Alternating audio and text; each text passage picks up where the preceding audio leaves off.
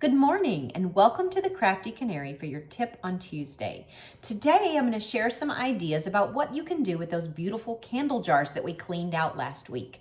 Last week I gave you a tip on how to get the last bit of wax out of a beautiful candle jar. If you haven't seen that yet, I'll link that video up here at the top.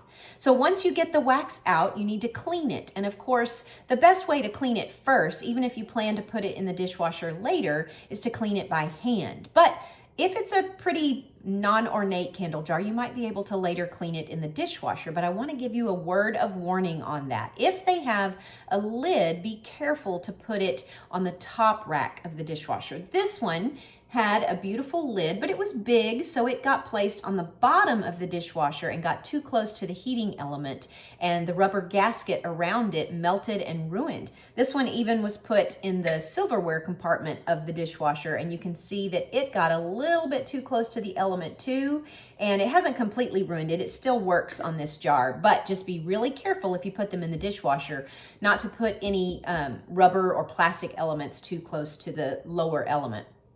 So some suggestions on what we can do with these.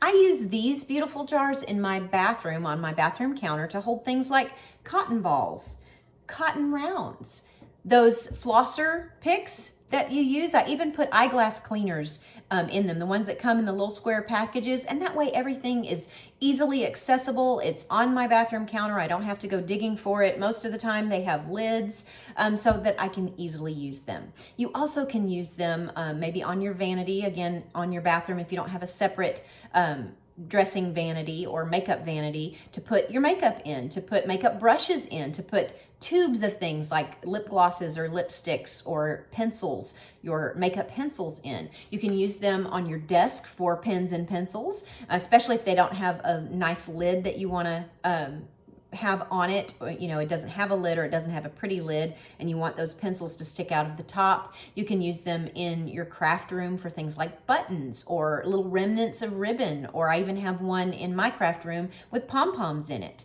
But lots of different ideas. If you have any ideas, put those in the comments. But I do want to show you one that I am just about ready to use because it's such a beautiful candle jar. Look at this. Isn't this pretty? It's got a nice, beautiful lid. It's almost done, almost ready to go in the freezer. But when I clean it, I'm going to have to, of course, get this sticker off. Now, these had a sticker on them as well. And again, when I washed them for the first time, I washed them by hand so that I could soak that, peel that sticker off, and even after some soaking, even after washing it by hand, it still had some goo, some residue left from the sticker that I had to scrape off. I even had to get some alcohol and put it on a cotton ball and get that last bit of residue off. So I'm probably gonna have to do that with this one. Of course, I haven't tried yet, but it's probably gonna take a little bit to get it off. Now, I wanna tell you about this candle. I won it on a giveaway on Instagram from Sally Clarkson. Now, she is a wonderful lady. She writes lots of books, has written a lot with her husband and even with some of her children. She and her husband write parenting books and Christian books, and they're so encouraging for parents, for moms, for Christian women. She has a podcast, she has a blog. So if you're interested in needing some encouragement, especially in the area of parenthood, check out Sally Clarkson because she is wonderful. Now, I'm not quite sure what I'm going to do with this beautiful jar, but if you have any suggestions, please put them down in the comments. That would help me out a whole lot.